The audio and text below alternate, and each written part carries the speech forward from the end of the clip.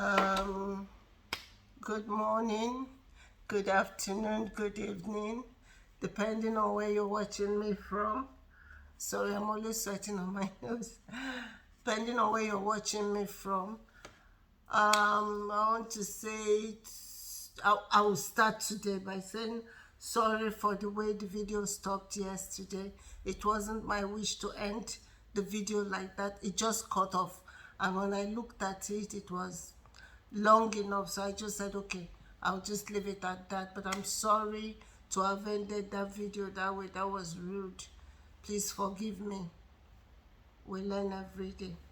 The video just stopped and there was nothing I could do about it. I'm sorry about that once more.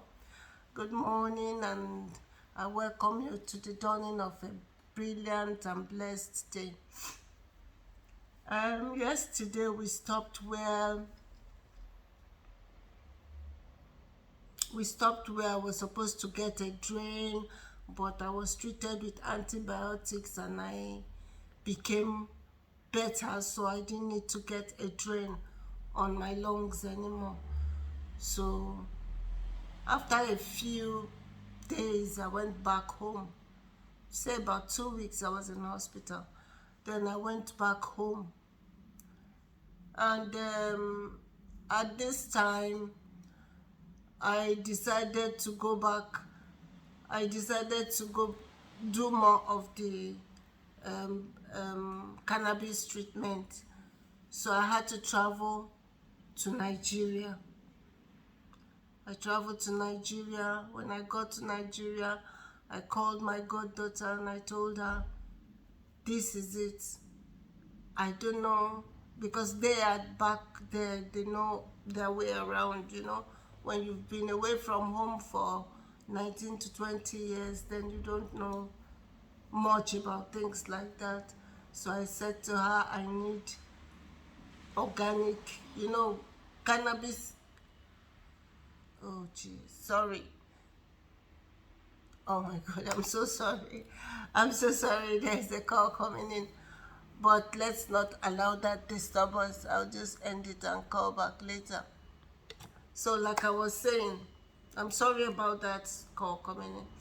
So when I got to Nigeria, I called my goddaughter and we spoke. I explained to her what I wanted to do. I got everything I needed locally. I bought a rice cooker, and I paid out. The plan was to stay for 3 months and have the treatment, and if possible to make some to bring back home. So I was able to get the cannabis, and it was so cheap. Cannabis in Nigeria grows wild, so it's not like they are organic because they grow in the wild. You don't have to put fertilizer or all that. They're just organic. So I think I got cannabis worth 10,000 naira, which is less than €5. Yeah, 10,000 naira should be less than €5 right now, or thereabouts.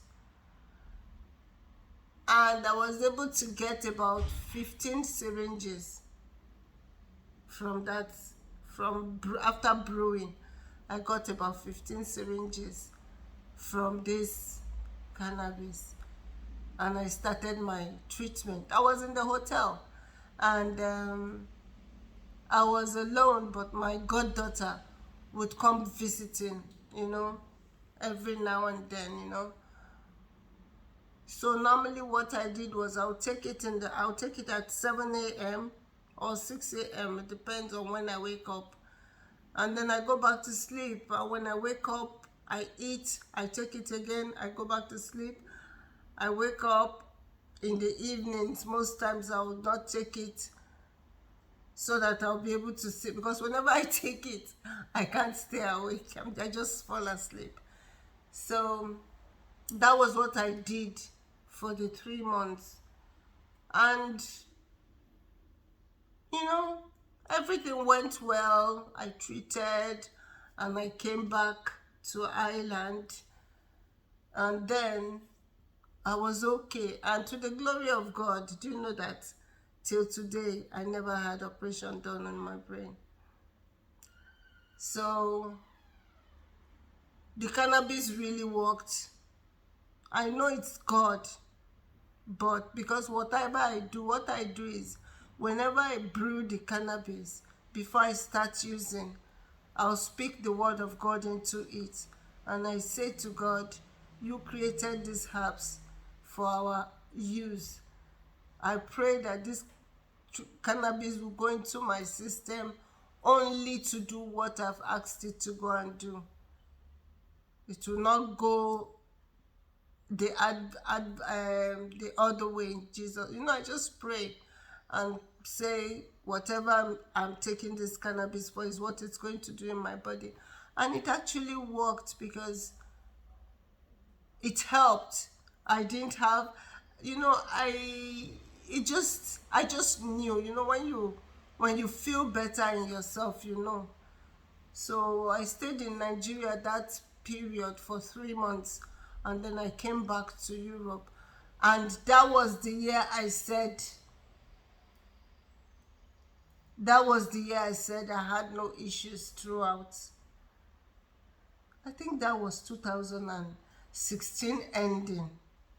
This must have happened 2016 ending. So 2017, I was very healthy throughout. I didn't have to go to the hospital at all, only for my appointments. And then came 2018. No, was this 2000? I don't know. Is that 2000 and I think it's 2018 that I was not sick at all. And then came 2019. I don't know. I'm so sorry. I've been through so much, so I can't keep all this data abreast. I cannot be. I'm not that. I'm not a computer. Just bear with me. I'm sorry about that. So all I know is for 1 year after I went to Nigeria and came back, I was so strong, and I was myself doing things. I even started going back swimming.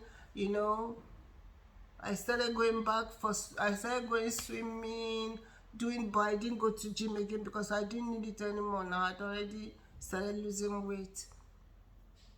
I had already lost a lot of weight, so I didn't need to go to gym again, but I needed to swim. I started socializing a lot, going out, traveling, I love traveling, so it has always been my thing. I love holidays. So I started doing my usual franca. And then came 2019. And this leg too. I think the cannabis helped with the leg, the one I got a rod in. I think it helped too because I used to feel pain on it. That year I stopped using crutches and everything just worked. I think it was 2017 or 18, I'm not sure now. But then came 2019, January. I had the issue with the fluid in the lungs again. And then I went to the hospital, and then they had to put a drain to drain the fluid out of my system. And they put in the drain, it drained, and then it was a different hospital this time. This was my first time in this hospital. And then after the drain on my lungs, I couldn't breathe. I started having panic attacks. I'd never had panic attack all my life before then. Started having panic attacks, I would just feel like the world is falling on me, I would just get scared for nothing. I could not go into the bathroom by myself. I was so scared all the time, And I don't know, for those of you that had panic attack before, you know what I'm talking about. I started having this really bad panic attack, you know. And then they couldn't discharge me like that, so I was in the hospital for long. So after I came out of that hospital, I had a very bad experience. Eventually, the drain was taken out,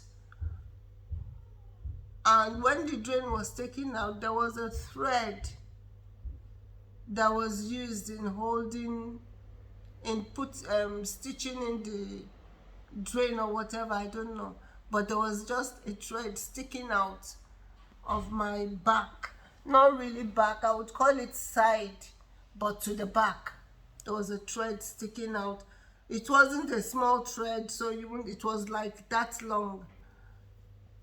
So I think this time my sister had come. Okay, January that year, my sister had come. This was it January or early in the year anyway. My sister had come to see me.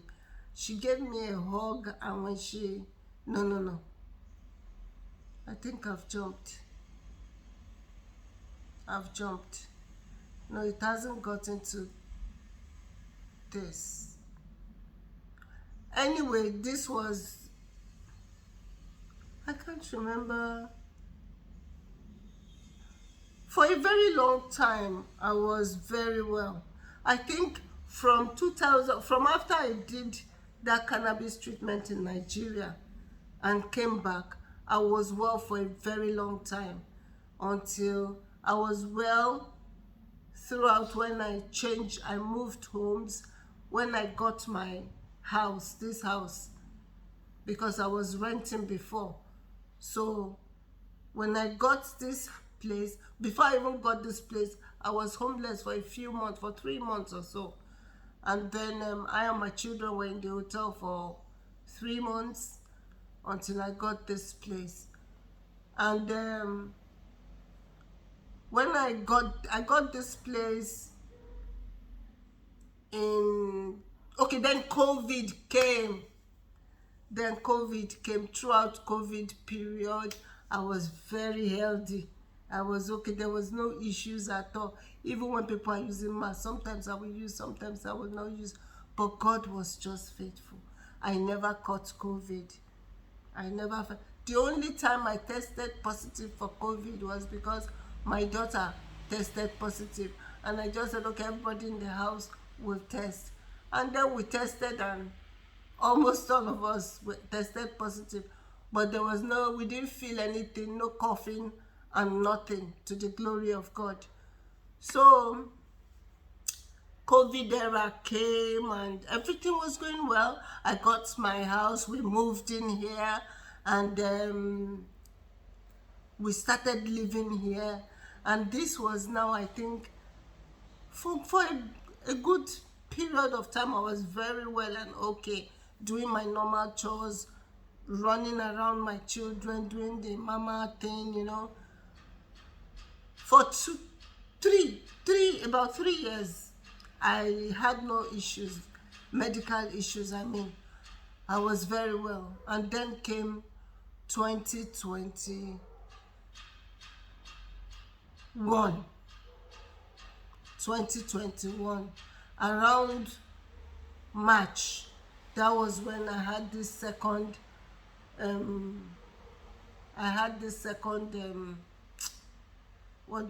fluid in the lungs. So I went to before then my sister had come in. She came visiting, and then she just gave me a hug, and when she gave me a hug, she just screamed, "Franca, what happened to you? When did you become this small?"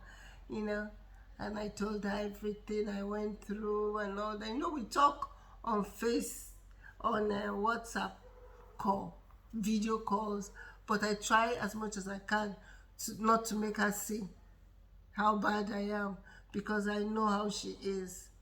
She wouldn't be able to stand it. So there and then, my sister resigned her job in the UK and decided to stay with me. God bless her. I love her so much. She decided to stay with me, to take care of me and nurture me. And then she started doing that. She went with me for every appointment. I wasn't used to people going with me for appointments, but she went with me for every appointment, every treatment. She was taking care of me, taking care of the house, taking care of my children. In fact, I couldn't ask for it better. In fact, she's more of a mother to me. That's the truth. She's more of a mom to me. So when I went to the hospital for that drain thing, I told her I didn't like the hospital. She said I should be patient. They should just treat me and then we go home. That she would take care of me at home. So that was it. I went home. Girls, can you take it down, please? I'm so sorry about that. My girls are making noise. You know, now when you have 3 teenagers and a little 7-year-old girl in a house, you know what it feels like. So I'm sorry. Like I was saying, so we went, so I was discharged. They took out the drain, and then they left that thread that's almost that long coming out from my body at the back there. And because, you know, normally I couldn't go upstairs, so my sister used to give me bed wash downstairs. So she was the one that first saw it and said, where is this one coming from? And whenever you pulled at it, it was very painful for me. So we had to call the hospital. I went back, and the doctor, they said, I wanted to see the doctor that did put in the drain, but they said no, I should go to A&E. So I went to A&E. They couldn't fix it, and then they gave me a referral to come another day. They had to do, because they thought it was something they would just see where it is tied and bring it out, but they couldn't. So I had to go again for another major surgery to get the thread out. My people, it was so painful, so painful. And then at the end of the day, when I went for the operation, they took the thread out. And in all this, my sister went with me for everything, every appointment, you know. It was after that period I started feeling, they now, in the oncology clinic, they said my scans, okay, I started having this pain in the head. And then I had a scan done, and they said I needed to do radiation. But you know, they refused to do radiation for me in Ireland before.